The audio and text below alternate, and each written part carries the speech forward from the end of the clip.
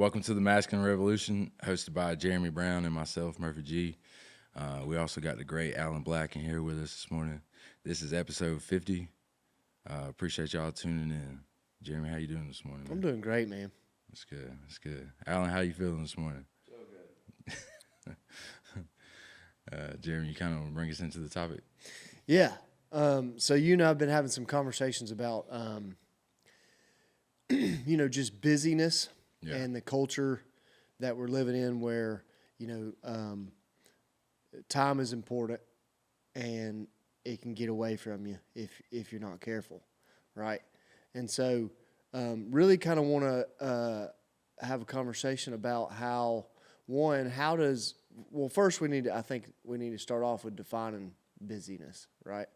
But second, is how does the current culture's busyness contribute to you as a human contributing to other humans? Mm-hmm. And then third, do you think as a follower of Jesus that we have a responsibility to be mindful over our schedule? Yeah. To answer the third one first, I think, we definitely need to be mindful, for sure. Yeah. I think when you study what Jesus actually calls us to is to be mindful of everything. So. Yeah, and I think, a lot of our conversations, there are a lot of different layers, mm-hmm. A lot of different layers to life. And it's sometimes, or for a lot of the time, is extremely difficult to manage just everything well, and so if it's difficult to manage all the things that you have to manage in your life well, then my mind goes to, we need to simplify to where we get to the point to where we have the opportunity to at least manage in a decent way, For sure. So how would you define busyness? I guess depending on like the context of it is, and I know that sounds funny, but what I'm saying is like you can be busy with stuff that is important, and like I think those are like seasons of life where you just have to grind, But then there's like busyness of just doing stuff for the sake of doing stuff, and so, with no intention behind. There's like it's not building towards anything. It's just something to do, type deal. That's what, So to me, the busyness would be, depending on it'd be the, I guess just doing stuff without a purpose behind it. Yeah, and just filling it with things to do that don't necessarily set you in position, I guess, to further your walk or to be in a relationship with others. Yeah. So give me some examples. Like, what do you think like a busy lifestyle looks like? I guess in my own life, it's like I can get, I don't know, you get consumed with work and maybe yourself, the development of yourself too much. I know for myself, I go to the gym on Tuesdays and shoot basketball after work. And then, with me living in Hogansville and pretty much my whole life revolving around Noonan, I feel like there's a lot of time that I'm on the road. I guess the busyness would be just like being able to not having any marginal time for others, I guess. It's just you fill it up with things that aren't necessarily bad, but right. It's not, which I don't, to be honest with you, I don't feel any type of way about basketball just because I enjoy playing and it's just one day a week. But I guess I'm just saying is like I could fill it up with doing stuff like that to where it's like one day a week's not a big deal, but if I was doing it 5 or 6 days a week, it might become an issue. Mm-hmm. Yeah, I think I kind of, when my mind starts thinking about that question, it's like it's more about a mindset where is the things that you're committed to or involved with controlling your life or consuming your life versus you being in control of it as far as the schedule goes. Yeah. You know, not control like you're controlling the circumstances in your life, like, you know, on an obsessive level or anything like that, but just like control. I mean, like, does your mind have time to have peace and be settled, or are you constantly processing what's in front of you because what's in front of you never stops? And I think that, you know, when you take a look at the statistics as far as mental health, which we've had a few podcasts on that topic, you know, where you look at the data and it's like we're breaking records beyond, you know, what they've ever been before, you know. And so you begin to ask, like, what's contributing to that? And there's so many different things, so many different factors that play into that, I believe, in our culture today. But one of them is the pace at which we live. Yeah.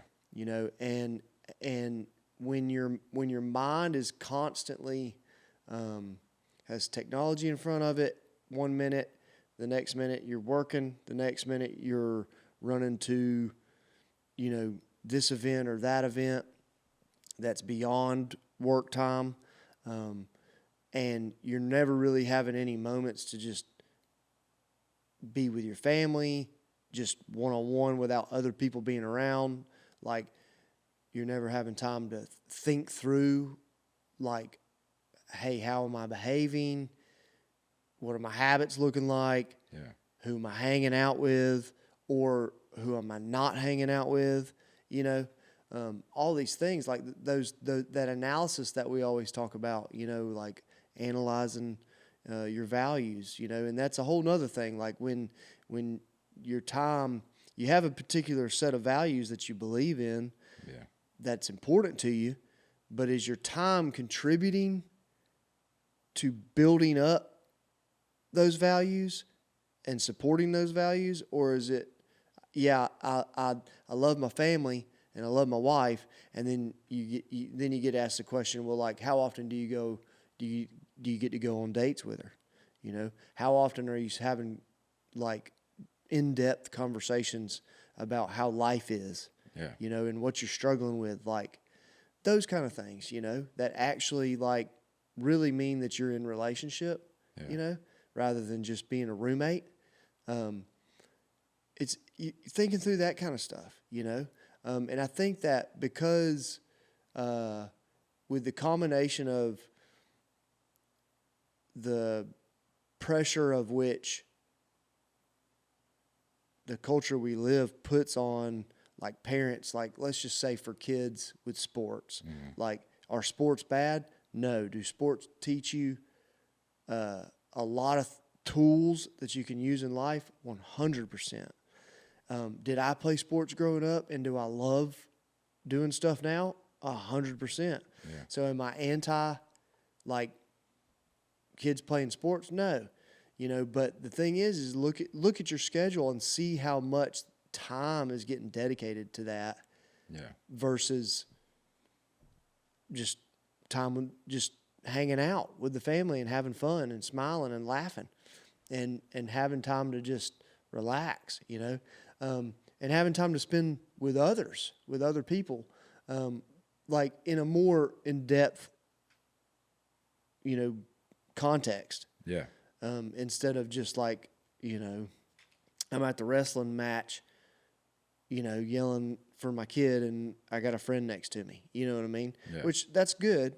I'm not saying it's a bad thing either. Yeah. But, you know, it's just what are we doing? What are we doing with our time? Yeah. You know? And I think, like, if you go into the as a follower of Jesus category, you know, I think you nailed it. You know, Jesus wants us to analyze in our entire life, submit our entire life to Him, which means His values become our values. And then it's not something that happens instantly. It's a transformation. And then you start dissecting those layers of life and submitting them and practice submitting them, over time to what he's teaching us to value. That's what we're valuing. Yeah. And I think that as I sit back and take a look, I hear I hear and see a lot of people struggling on like major levels, whether it be in their marriage or their relationships with their kids, or work is no good. They're got a awful boss, and their life is just miserable. Right? Mm-hmm. It's like, man, like there is a different way. Yeah. But the different way doesn't necessarily change the awful boss. It's an attitude switch in your own head. And I think that's the same thing with what we're talking about as far as this busyness. Like, you have a choice. Yeah. You have a choice on how much time you have, how much you can commit. And I think a great exercise that I try to have a habit in practicing is, name those top 3 values in your life, and analyze your time and how it's being spent, and how does that time contribute to those values. Yeah. And I think that's how you can kind of start maybe moving the needle backwards. But I think a good indicator of what I'm talking about is if you're feeling in your mind like you're overwhelmed, or you can't, you feel like things are slipping out of your hands, and you can't keep up with the circumstances that life is throwing at you, then there's a good chance that it might be a good time to take some steps toward simplifying a little bit. Yeah, for sure. And slowing down. But what do you think? Why do you think that seems to be a struggle in today's culture? I mean, honestly, it's just the way things go. I mean, everything's instant. Everybody can get whatever they want at their fingertips, and this is like a new thing for us. And it's sometimes I don't think we recognize that we're actually living through history. You know what I'm saying? So It's like all the internet's, still roughly new. It's like social media, and people are trying to figure out, what does this mean? How do we communicate? How do we use this? I remember when social media first came out, and there were several churches that were like wrapping it up in like end times deal. And it's like fast forward 3 years, and every church has a Facebook page. And so it was just like, it's those kind of things are just, things shift, the younger generation, they don't know about, calling somebody on a house phone and having to speak to somebody's parents before you get on the phone. It's like there's just a different experience before that made us communicate in ways, and now everything is instant. I can get my groceries shipped to my door. I can get my meal that day. If I wanted to eat out, I could get that delivered right to my door. Clothes, appliances, everything is instant and comes straight to me. And so it's kind of counter to building relationships, which is things take time and you got to put the effort in. And so, the busyness is like, I really don't, we've talked about this several times, and I honestly don't have an answer besides like, yeah, you got to submit to your schedule to Jesus and be like, is this really aligning with what you want for me? And really, I don't, that's a base by base. Like, there's not a blanket statement about how you should chop up your time necessarily. But you got to put the effort in, I've sometimes spoken about like, it's hard to build relationship within the church or whatever, but I think when I'm talking like that, it's like in depth, super deep, because I have plenty of people that I would consider a friend that they could call me at any time. I'd listen, I'd be there or whatever, but it's like super, like necessarily is like breaking bread together every week or, stuff like that. Like, that's a little bit harder. And it's not because I'm not saying that because I just don't like anybody. I'm saying that because I understand the schedules are tough. You know what I mean? We're doing the small group right now. And, I mean, that's been a huge blessing. Shout out to Jody and Paige Beckwith. We're part of their group, and literally, like, I didn't know anybody except for we knew one person, Christy, because she works with in the nursery with the kids and stuff, and so there had been some kind of conversation there before, but it's been great, we didn't know anybody when we joined that group, so just to take that time, and it's like, I know it's like, sounds like the bare minimum to be a part of a small group, but it's like, it's a step in the right direction to find those. So, because the small group is a different setting than being a part of, just like a regular Sunday service or whatever. So, taking that step though, it puts you in a position where we're spending 2 hours with these folks every week, and will they be lifelong relationships? I hope so. I don't know, but I'm just saying at the time, it's like, just believers coming together, and we are sharing together, Yep. And so, is that super convenient for us? No, it ain't convenient for us to say, hey, we're going to spend 2 hours of our time over here, all the prep that has to go in with that. Is it super convenient? No, but it's worth it, and I think that's going to be the biggest issue with relationships is convenience ain't necessarily it's not your foundation for the friendship. You know what I mean? So, I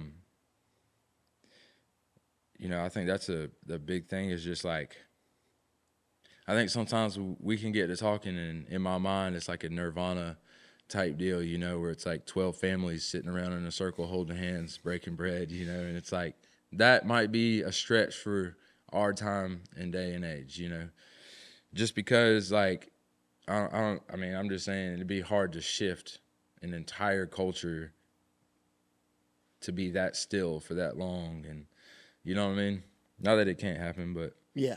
I'm just saying it's a huge ask, and if you're running around all the time, hearing something like that just is impossible. So Yeah. I think it's just prioritizing stuff and figuring out, like, I mean, as far as kids and sports, it's hey man, it's cool to be excited about it, but like realistically, I mean, how many people go to the league? How many, it's like at the end of the day, just you have to weigh out, like, is it really worth going super gung ho about to the point to where everything else suffers, Yeah, and I think that is, the point to all of it is, I think as people who profess to follow Jesus, then we have a responsibility to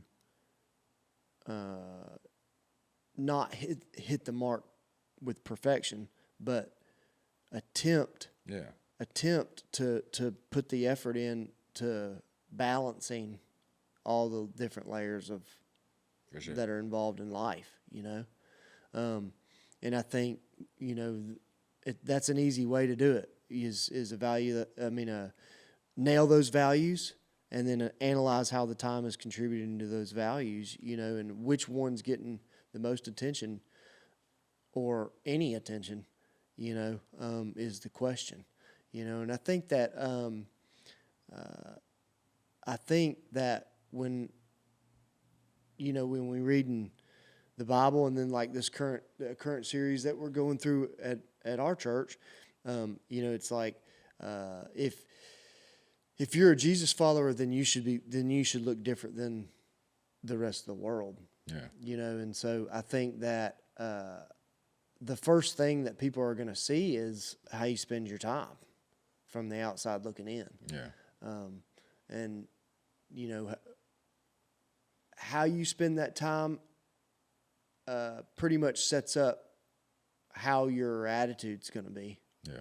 And so if you're overwhelmed and you can't keep up with the pace and you feel like it's never going to, it's just going to fall apart at any second, but you're just trying to balance it. Like, what type of chance does that give you for being patient and kind and gentle, like the fruits of the spirits that's listed? Like, how much of a chance do you have in transforming into those things if your head's spinning 99 miles an hour, and going in all different ways Monday through Sunday? Like, it's just nonstop, you know?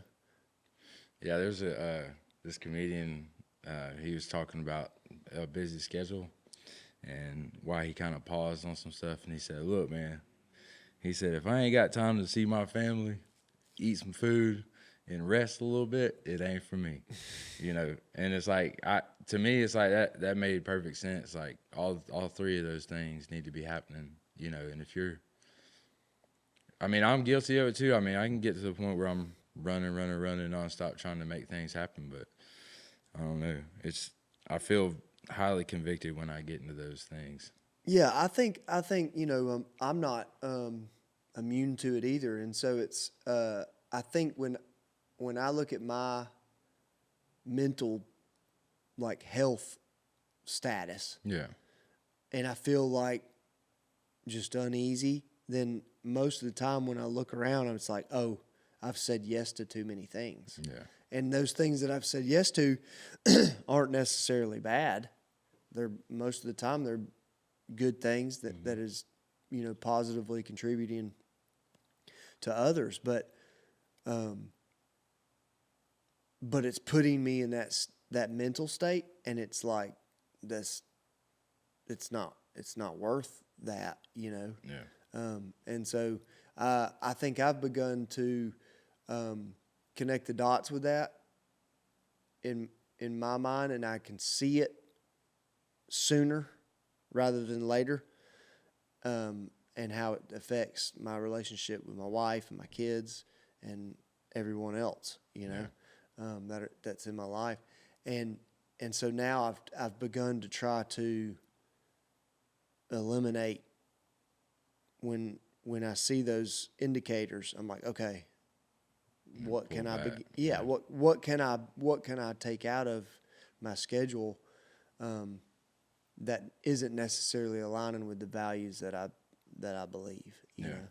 And it's easy to do. Like, it's so easy to do because the opportunities are endless to be involved with. You can get involved with anything and everything. And so I think it's huge, but I think it's a major contributor to just the overall, like, just lack of missional living. I feel like, for the most part, people, like, in the church, let's use that as an example. People in the church who profess, I believe in Jesus and I'm living for him. It's not that they're having this intentional thought process of, I'm going to get so busy this week that I'm not going to pick up my Bible and do some studying so that my mind's grounded on what's important. Yeah. Like that, it doesn't happen like that. And so the reason, like, that's where it becomes this major red flag that I think more people need to have conversations about. It needs to be ongoing with each other, especially with people in the church, is because I think it's 100% a spiritual warfare tactic that Satan uses right now in distracting. Yeah. And he knows that if he can distract and fill up your time with things that you can't necessarily concentrate on and become excellent at because you're doing so much, then what type of impact are you going to really have long term if you can't fine tune and get focused on a couple things? Take in the business world, the majority of businesses, not all, because there's a lot of businesses out there that do really well and they do a lot of different things. Yeah. But if you take a look at the majority of the businesses that are just these huge successes, they typically start off with doing something super specific. you know, and they do that thing super specific really, really well. Yeah. And that's why people want their services or their product or whatever it may be, you know. And so I think that principle in just watching it in the business world, like, is super applicable in our personal lives. Where, you know, do you want to be like an individual that's like pretty good at a lot of things, or really excellent with just a few things, you know? And I think the only way that you can get really excellent with a few things is focus over time, you know? And so if you look at what Jesus calls us to do, he's saying, hey, I want you to submit your life to me. My values become your values. And then in essence, you become an image of me in the world for the purpose of teaching and preaching the gospel. Right. Not necessarily just like from a pulpit, but like by the way that you live your life, right? And that makes the impact for his kingdom. If it's super difficult to manage a bunch of different things and not be good at any of them, but just decent at a lot of them, like, where do you see that in Jesus's life? Like his example when he was here that we read about in the Bible, you know? I see the exact opposite. Like, he shed everything. Yeah. When he could, he is perfection, so he could have balanced anything and everything he wanted to, right? But he shed everything, and it got super simple for him.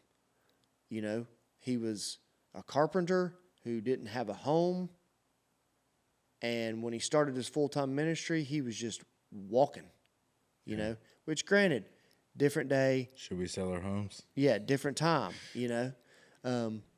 Yeah. You know, different, another topic.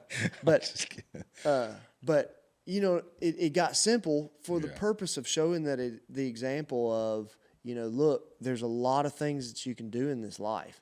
And it's not that they're wrong, you know, but we have a responsibility to not be just scattered and unthoughtful and not aware of our surroundings with other people. Yeah. You know? And how we're treating them, even if it's like, not that you're treating them with negative words, you know, but do they matter? Yeah. You know, do people matter? And I think that if your mind's racing, trying to keep up with all the to-dos that you have to do, how can you think of anybody else? Yeah. Or can you? You know, when you have a week that's completely packed, Monday through Sunday, right? And I mean, from sun up to sundown, right? You're doing nothing but doing. Grinding. Yep. Yeah. How much attention can you give to other people? Not a whole lot. It's pretty difficult to do. Yeah. Even though those tasks might involve doing good things for Other people. Yeah. You know? Yeah, I think it's not an easy task to do, like you said, in today's culture because of the demand. But I think that the culture is the way that it is intentionally. Yeah. As a tactic to contribute to derailing the gospel. Oh, yeah. Well, I mean, you know, and on a different level, which is not trying to like get on a conspiracy tip here, but I mean, everything is geared to make you want more, you know? I mean, from the ads you see or the videos you watch, it's like everything's geared to keep you there. You know, every platform wants your attention. So it's like, I'm just saying, it's just like everything is geared towards more and more and more. Yeah. You know, never stops. So subliminally and, you know, in your face, it's like you just have to fight it, you know. And that's why I say, like, we've talked about this, and I really just don't know the answer to, other than, you know, us changing as individuals, which would change the culture. But you know, it's like I don't have an answer necessarily for the right way to balance all that stuff. But I think just being mindful of it's the first step, you know, and Yeah. then from there, it's just like anything else. I mean, you build on it once you start to figure out the power of the word no, and realizing that like not because you don't want to do it or you don't want to be helpful but it's just like there's you know other things that you need to focus on before just agreeing to everything. Yeah. Yeah. And I also think that I'm not saying either that I've got the answer, Yeah, you know, but I am saying I do recognize it as a problem, for sure. you know. And so the first step for me is if you can't manage a lot, then shrink it down to manage some to see if you can do a little bit better job with a smaller amount, you Yeah. know, or try to get to the spot to where you can manage it well, and then you can begin to add little at a time, Yeah. you know, to expand that capacity of management. But that takes time and practice too, you know. But I think that there's also 1,000 different right ways to do it, because then you got to take into a factor personalities and everything like that, where some personalities I think can handle more of a high-paced schedule and still do a good job with engaging with relationships and engaging in meaningful conversations and contributing to others in a positive way. Yeah. I think it's possible, but I think it's more rare that you can have a Monday, you know, a cram-packed Monday through Sunday that's just wide open, never stopping, and still do that. Yeah. You know, I think that it takes a very special person. They do exist, but it's hard. It's hard to find them. You know, and so if you fit in the normal range, then I think the only chance that you got to do any of this is to simplify some things. You know, and I think that process of simplifying things. You know, first of all, if you're married, then that starts with a conversation with you and your wife. You know, and taking their temperature on, like, how do you feel about at which the pace we live, you know, and communicating through that. But at the same time, like we've said a ton of times here on the podcast, is, you know, thoughts don't lead to anything. I mean, you got to put pen to paper. Yeah. You got to put a plan together for something like this to change. You can't just have, well, yeah, I see that and I agree with that and I wish I could do that. Yeah. You know, well, your wish can be reality if you put pen to paper and put a plan on it, you know, but that takes thinking and putting some effort to it. Yeah. You know, I think in my own life too, I've and I could be wrong, but I feel like this at times is when I'm like, you know, I'm grinding and, you know, I'm handling my tasks. So it's like, take one thing at a time, you know, and I think when you get in that mindset of like, all right, I'm going to do this, I'm going to do that, and do this and do that, it can wind up potentially making, when I get around to checking in with somebody or asking them a question, it can feel transactional because I might ask a question or just say, hey, what's up, whatever, and it's like, I only got this much time.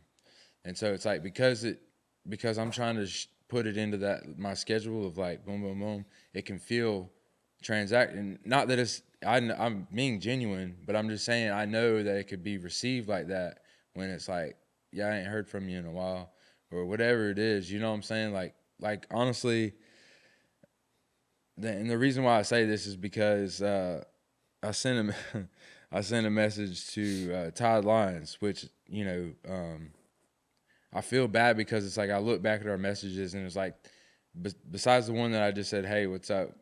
Just checking in on you.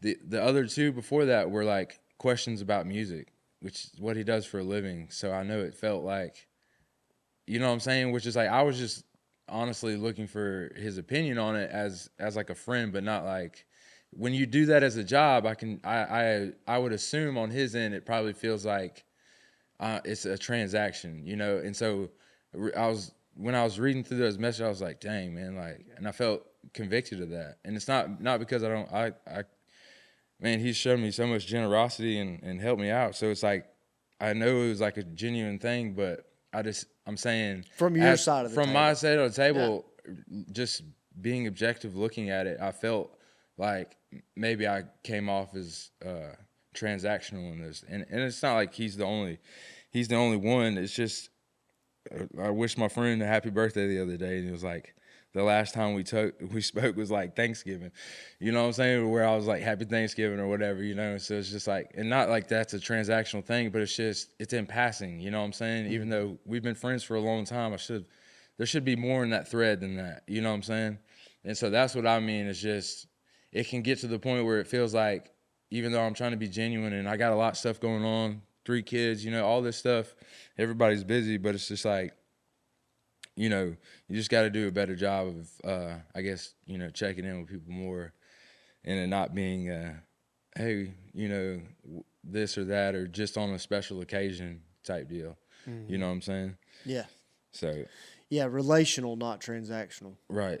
Because, I mean, like I said, you know, and I wouldn't necessarily say that people do that intentionally. I think it's kind of just like the scenario I described, where it's like, I don't mean to come off like that. But like I said, just looking at the message, I was just kind of, man, this should look different in the text thread than this, mm-hmm. you know? And so, I think that's what we run the risk of, though, when you don't make the time to actually do the relational things, like you said, mm-hmm. like. Yeah. And you mentioned it earlier, you know, the relational side of things take time. Yeah. You know, it's like parenting. It's, you know, quality over quantity, you know. If you're spending time with your family, you're probably you're gonna only have quality if you're with them. Yeah. You know, you can't have both. Yeah. You know, you can't have quality. I'm saying you can't have quality without spending time. Yeah. You know, to build that relationship. Right. You know, and so it's you know, I look at Jesus's life in the example that he's given us, and look at when he starts his like full-time ministry and he's calling these guys to follow him. Like, he's spending 24/7 with these guys for 3 years. Yeah. Which is a major investment. You know. And obviously he's investing in the message that he's teaching, and that he's going around and interacting with others outside of those followers, you know, is nothing but love that he's doing. But then the intentionality is with the people that are following him. Yeah. You know, because then he's going in more depth. Like, there's time and time again of examples of when he has these moments where he's, you know, teaching a massive group of people, and they get one version of the teaching, the mass does, and then there's follow-up conversations with the ones that are closest to him, that are in the trenches with him. Yeah. That go into more depth and more explanation. Yeah, I mean, honestly, that's what my idea of, like, I think if I was to say, like, my ideal church, it would be like a sermon from the pastor, and then either a time of talking about that sermon, big group wise, or like breaking into smaller groups, you know what I'm saying, and then digesting what we just heard and kind of deliberating. Just because it's like, I mean, that'd be the, it'd be great. You know what I'm saying? Just to really engage with people like immediately right after the message. You know what I'm saying? Why And it's fresh on everybody's yeah, heads. yeah, like just really be able to chew over it. You know what I'm saying? Yeah, I mean, like when that's the thing is like when you hear about the way that the disciples were and stuff. I mean, I don't know about you, but as a man, I'm like, yo, that actually sounds pretty cool to just kind of wing it from town to town and just kind of like figure it out as we're going. You know what I'm saying? Yeah. Like with a group of guys who just Well, the wild thing is, man, about their story is we're reading the entire story. We have the ability to read the entire story in entirety. yeah. But when they were in it, like they were making these major sacrifices Oh yeah. and had no idea what it was leading to.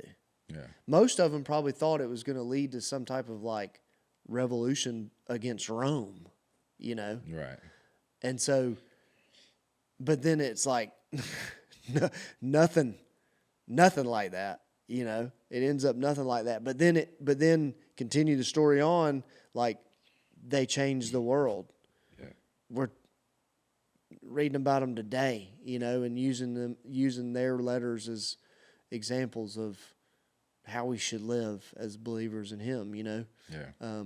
And so it's wild to think that like here they are, young men who like determined like, hey, this guy's special, but at the time they didn't really understand who he was and what he was doing.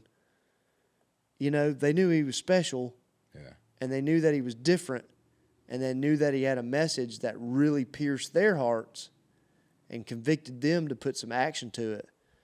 But they had no idea at the time what it was going to lead to. Yeah. So they were figuring it out, As they were going. day by day, and so, I think it's just that when we think about all the things you're responsible for, I think it starts to look very enticing to not be responsible for nothing, like in the sense of like house, cars, business, job, like all these things to take care of that you got to, you know what I'm saying? It's like they were just going from town to town, just roughing it out and figuring it out as they go, which is like, I mean, not that I hate the responsibilities that I have, but I'm just saying there's like there's like a freedom in that sounds enticing as somebody who has a bunch of stuff that we're responsible for. It's like that sounds like something I would like to try, But but you're already committed to the responsibility. That's what I'm saying. It's like when I hear that stuff, that's when I'm supposed to sell the property or what, But no, but I mean, the relationship part. I mean, it takes the effort of like, and that's what, like. Honestly, I think people should do stuff like this. I mean, not everybody necessarily needs to have a podcast, but I'm just saying to do what we've done here, which is just like out of thin air, pull this out, and we've just been committed to it for the past 5 years. Of like, I think people should do stuff like this, make it creative, whatever it is. It doesn't. I'm just saying people should put their hands to work to something together that is is a good thing for people. So I just think there's no better way to like spend time with somebody than to like work on something together. Yep. Because especially guys. Yeah, especially guys, and just because it's like you're in the trenches together. So. Yep.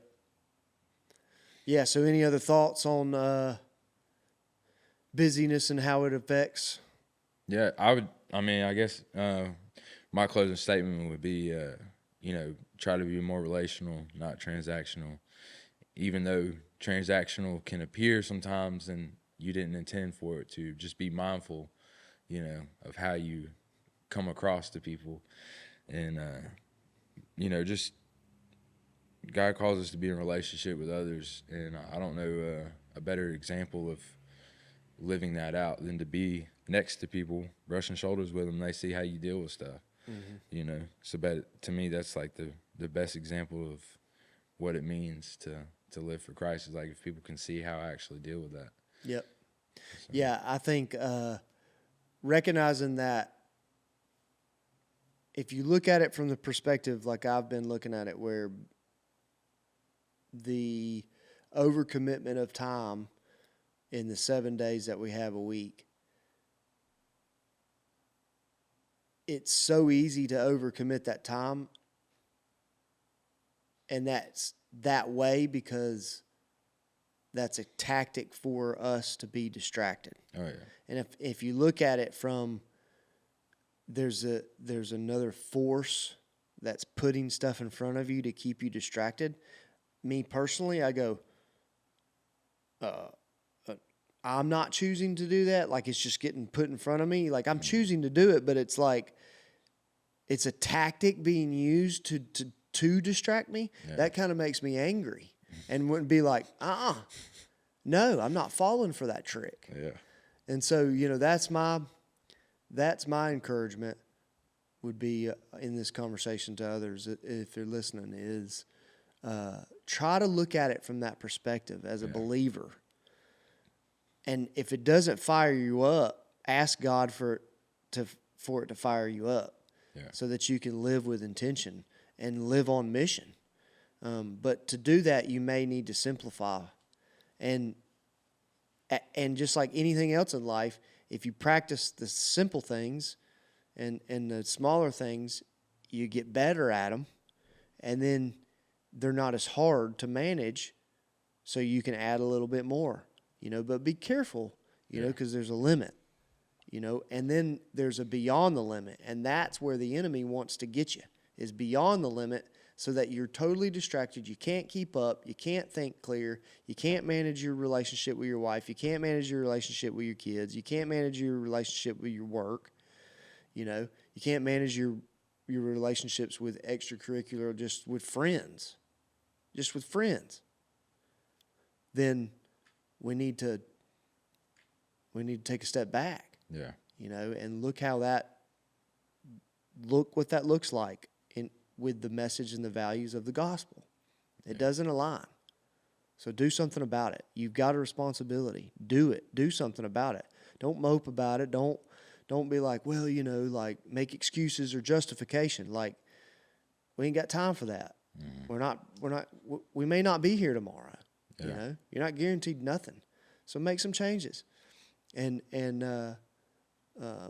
make a positive impact, you know, by being intentional. Yeah. For sure. And just to add one more thing, you know, right now we're more connected than ever. I mean, like that video we seen, like, you know, but there's an overarching, like, people feel lonelier than ever too. So I just think we just need to recognize that, like, technology is not a replacement for real relationship where you're in front of people. You know, even though you can call and talk to them immediately, it's like make plans to get together. Like, get together with people, you know, whether it is just a small group or whatever, like, there needs to be some time that you're spending with others, you know. So, and I think, honestly, I just think people will feel better when they do that. It's kind of like one of those things like working out. It's like, I don't want to work out, but it's like when you do, you'll feel better. You know what I mean? So it's one of those things you just gotta do it. Yep. Just do it. As Nike says. Yeah, just do it. Cool. Any closing thoughts? I think that's about it for me, man. That's about it for me. How about you? That's it, man. That's good. All right. Well, as always, y'all can reach out to us at masculinerevolution@gmail.com or find us on Facebook at Masculine Revolution Podcast. Appreciate y'all tuning in. Until next time. Join the family. Yes, sir.